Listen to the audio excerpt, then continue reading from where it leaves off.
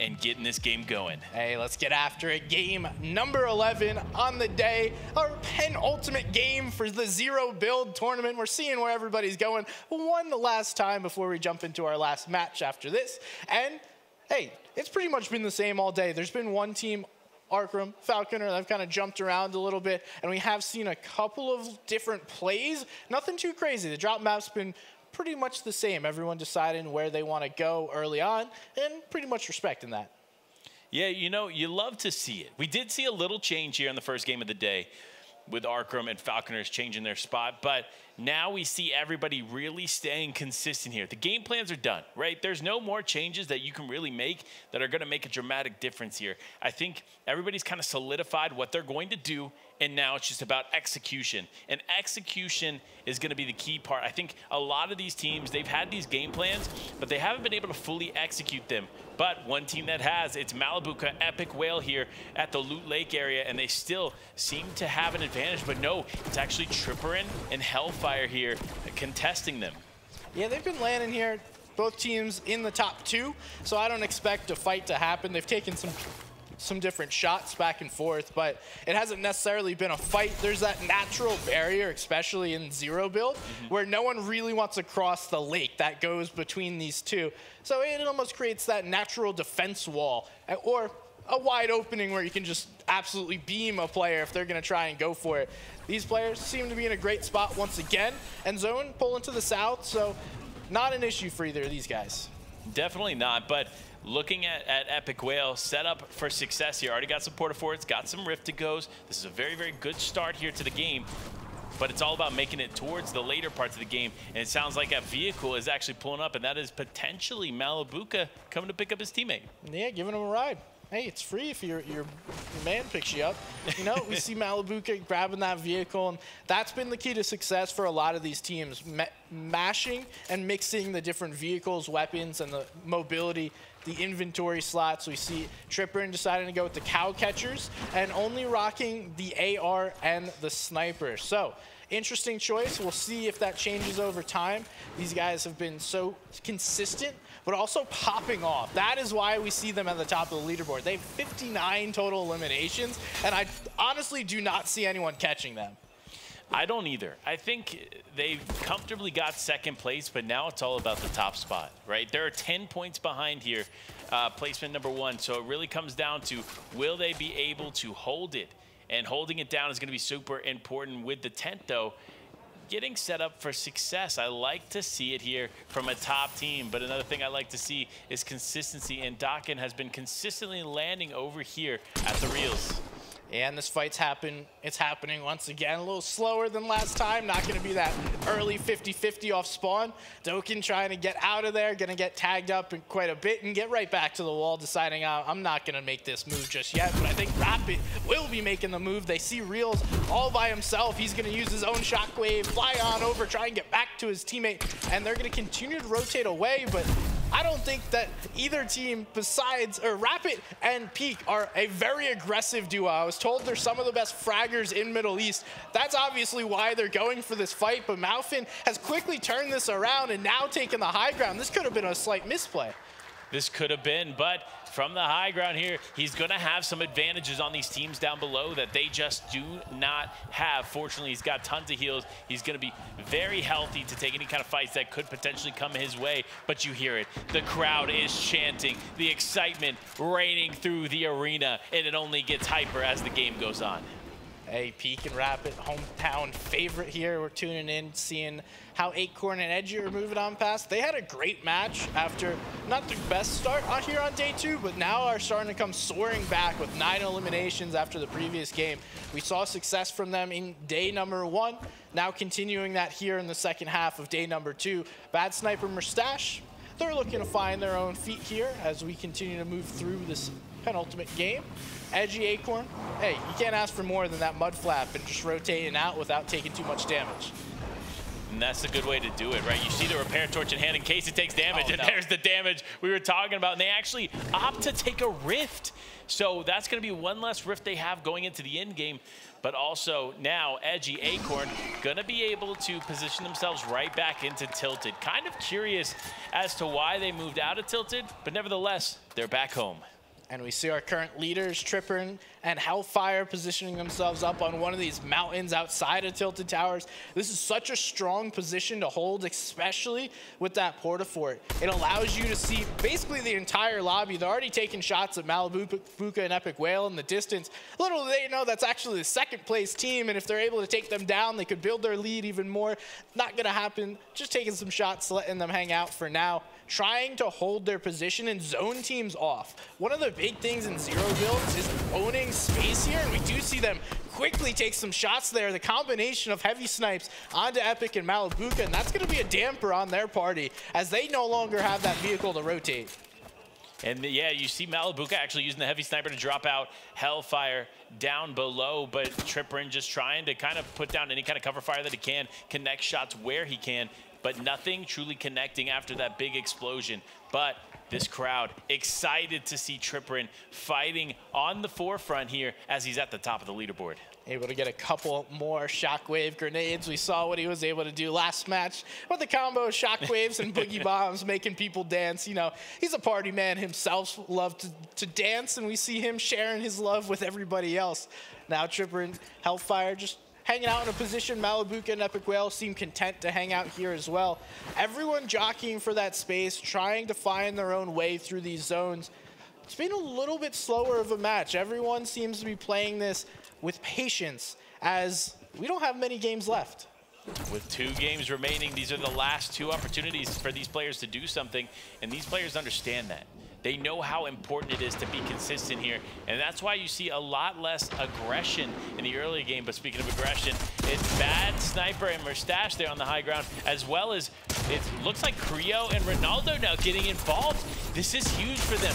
They know they need a high elimination game, but it could be their demise as Creo now goes down, and it's Arkham and Falconer there in the distance trying to apply a little bit of additional pressure, but Spy and Hero gonna be able to pick up the 2 elims, and now Creo, Ronaldo are out.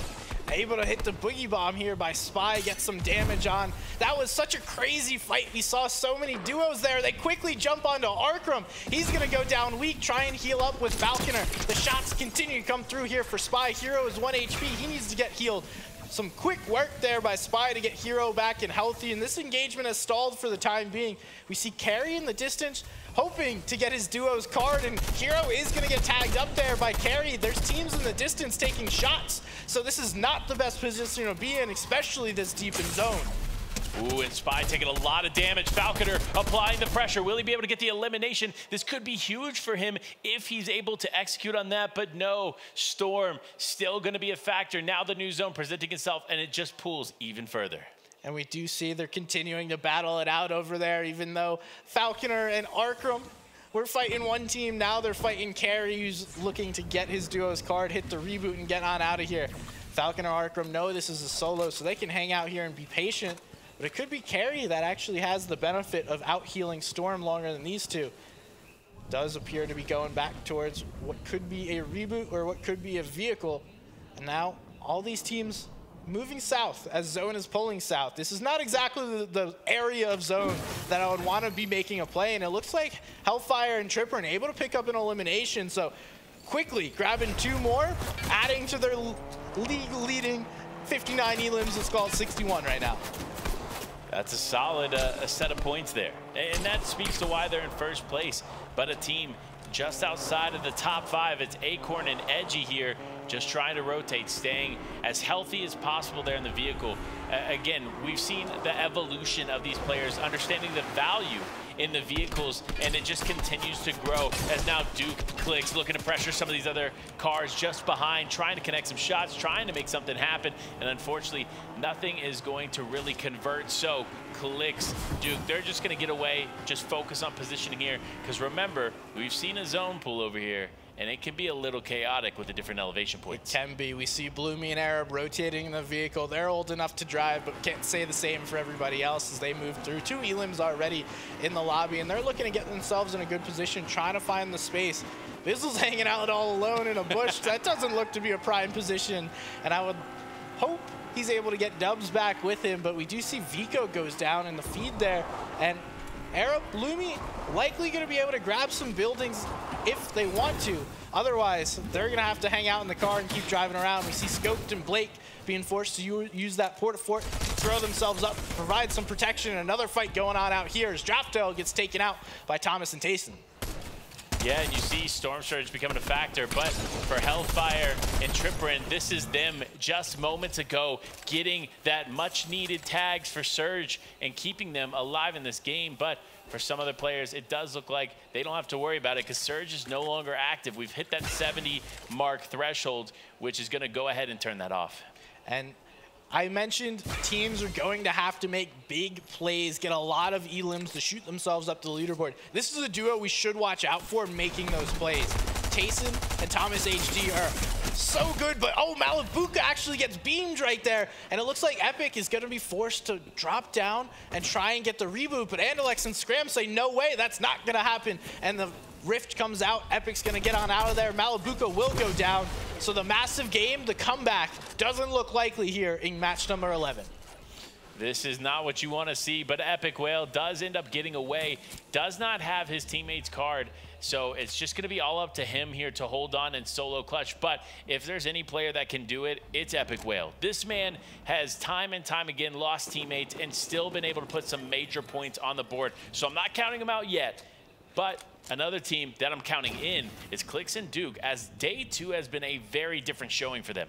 And we do see that Anas is by himself, so one of our top 10 duos now playing as a solo. That's 2 of 10 we've seen so far, now having to make some solo clutches and make their own moments as Clix and Duke play in the backside of Storm. Anas hears the vehicle coming through, gonna quickly get on out of there. Bravado trying to save his vehicle, and now has to just let it explode right in front of him. Clix and Duke hear the fighting going on in the distance, but going to hold the edge of zone, looking for their own plays, and now a port-a-fort comes up that gives them no longer the high ground advantage as Mansour and Fahed are looking right down at Dukes and Clix. Man, this is not the position you want to be in, right? You definitely would rather have Mansour's position, but now Clix using the port-a-fort to protect himself, actually opting to use that instead of a Rift here. Good play on his part. Saving that for the in-game is going to be so vital, but the heal-up comes up, and Bravado now getting involved here, looking to connect anything. Now the Rift play comes through, and it looks like Bravado and Mansour are both in the sky. And diving right back down. This is an interesting play here to go back to the port-a-fort. Would have hoped to see them rotate towards Storm. We do see Carry is going to go down. That's only a knock, so he was able to get Fatch back. Andalex is going to get knocked as well, and lots of players going down in the feed. Duke and Clix just holding this edge of Storm as Bravado and FHD are going to be, or FHD and Mansour are going to be forced to make this rotate, and several other teams are looking right in, watching this happen, happy just to take shots and hopefully grab one of these eliminations. Will they be able to do something? That's the question. Will they be able to pick up an elim here? But all the focus now for Bravado is just making it into zone. He needs to be consistent. Now, though, Steno Lushi still in this game. This could be a huge comeback for them. Already one elimination on the board. Still so much potential with the next few zones here, and it looks like they're remaining quite healthy. Zone does begin to close, and these guys looking for a parking garage to put their truck, but it's quite a big vehicle, so it's going to be hard to find a spot. This looks like to be the best place that they can find as we see everyone positioning themselves early on in this zone, trying to grab either that high ground, a hiding spot, or just hide right out in the open because apparently that's the best spot that you can be at. We see Balor in a good position as well, hiding below, cutting off that line of sight from a lot of duos. And cutting off the line of sight is going to be super important here. That's why Anas is going behind that hill. He's going to try to cover up as much as possible. But Mansour now finding a nice little building here. Just going to try to heal up and operate from the tent. Huge play here as he's going to be able to get some rifts. And the port-a-fort. Oh my gosh, look at everything coming out of there. That's a stack 10 if I've ever seen one. Able to grab it. We see Tripper actually does not appear that Hellfire is still up, so he's playing out of solo, hoping to stay alive. Valor going to be forced to throw the shockwaves, then the Portafort staying alive himself. Bloomy comes in for a play. Tripper cannot do anything, and that is now first place going down early, able to grab a couple of eliminations, but that won't be enough to keep them here. Someone jumps right up. Bloomy and Arab able to grab another one here. This has been a great match for these 2-3 elims early on already, and in a central position of the zone. This is about all you can ask for. We'll see where fourth zone pulls. Is that northeast side is where everyone's hanging out, and now zone is pulling to the opposite corner. The rotates are gonna have to come through. We see a couple of players down there, and Synapse, Blake, scoped one of those players that are gonna have to make a rotate. We see Bloomy and Arab deciding what all they wanna take for their next rotation. It's great when zone pulls in your favor, but sometimes you have to decide, and those decisions, that time that you make can be costly. You have to make decisions quickly, definitively, and know what you want to play with, because this can happen. If you wait too long, Balor will be right behind you taking big shots and beaming players, but he gets beamed himself, now has to drop down. We see Steno and Lush still hanging out in their vehicle. No one seems to be messing with them. They're just doing their thing in a prime position in this zone, and I don't know how this happens. Sometimes you just get lucky. You're not angering anybody, forcing them to take shots at you, and we see everyone positioning themselves up. Arab, Bloomy, able to get another elimination there onto Balor. Now they're going to be forced to make this rotate. They see some teams. That's actually King and Siyun, who have had a great day two here and been soaring up the leaderboards. We see the loadout that they're going with. Going to use one of the rifts already. Nice rotation here in the zone, but shots coming through already. Now it's going to be Arab and Bloomy's time to rotate. They can get some shots off, but that won't be enough.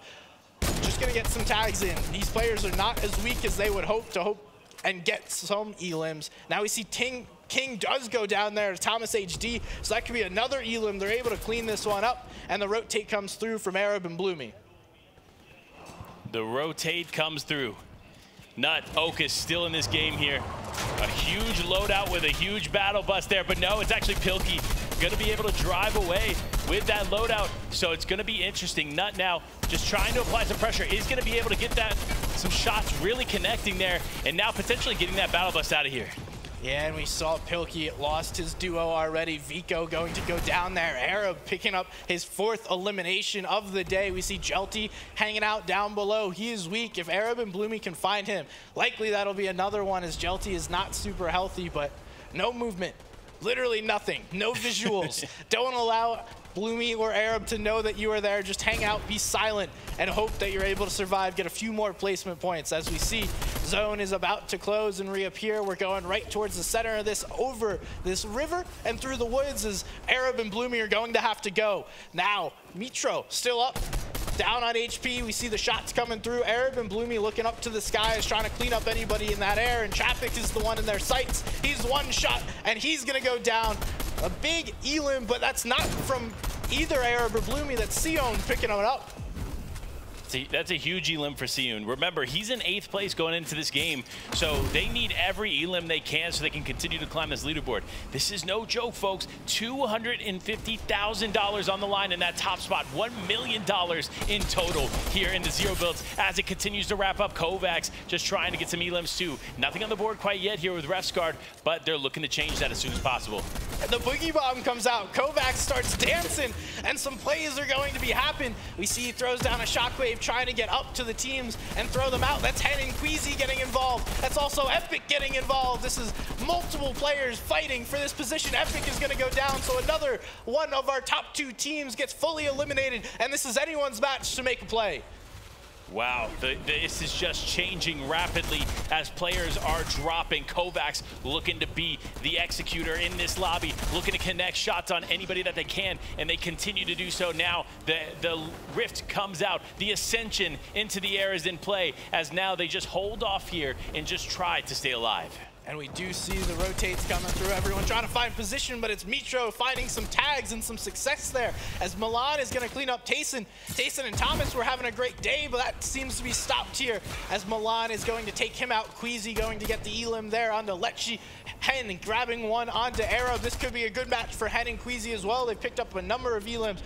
Kovacs and Refsguard in a good spot, holding the high ground, taking some shots. Phantom just narrowly avoids that, gets into the rift, and now we see Kovacs and Refsguard looking for another match as they're cleaning up this lobby. They are cleaning up the lobby. You said it, and it's meant to be, because look, they just continue to rein in. So many players still up in the sky, but that's what they want, right? They want to continue to be able to shoot there up in the air at any players that are rotating around them from the skies above. One of those being Acorn, now the next victim of Okus, just trying to connect some shots. Not going to be enough, but you see Okus so weak there, or Acorn so weak there in the distance. The victim being Okus. Could he potentially get this Elam? No, it does look like it's going to continue to move on. And we do see Hen and Queasy go down, so Kovacs and Refsguard able to close them out and put them back into the lobby. The shots coming through. They're coordinating their strike up above, trying to find those players that are weak and below shield. Knight is not one of them. They're able to get a couple shots. We hear the rifts down below. Is it one that Refsguard and his duo want to take? And yes, now everyone's up in the air. Who is going to be down below pushing out the punishment? Pushing out the punishment as these players just continue to float down, just trying to stay within this game because they know how important these final moments are. Edgy now in the sky here as Acorn has gone down. Is Chantel now trying to go for it as well? So many players here so close. You see Mitro still in this game too. They're so many incredible players still looking to connect something, make something here of match number 11. But it looks like Kovacs seeming to have such a good advantage here as he continues to connect shots. And there's almost nobody on the ground. Bizzle's 1 HP, gonna be able to stay up and put himself in a rift, not go down just yet. We see Dokin trying to make a play. He doesn't find the knock there below, does find the rift, puts himself up in the air. Kovacs and Refsguard once again on the ground looking to dish that punishment out. It's Milan, Mitro in their sights, able to get one, not finding Mitro here just yet. And Mitro now staying alive down below. Staying in it. That's what they're doing here. If they aren't getting taken out by Kovacs, man, this man must hit the aim trainer because he do not miss. This keeps going, but no, as a player lands on him, he uses his rift. So now someone else is going to be able to take that advantageous spot here away from him. And we do see Siyun is down below. He's going to clean up Knight, be able to grab whatever loot he wants. Acorn somehow still hasn't get fully eliminated. He will go out naturally, though. Siyun, a big play comes through, but the rift comes out. Not going to be enough, but quite a weak player. We see Refsguard and Kovacs cycling through these rifts, and it's just a pillar of players up in the sky, falling down and repeating.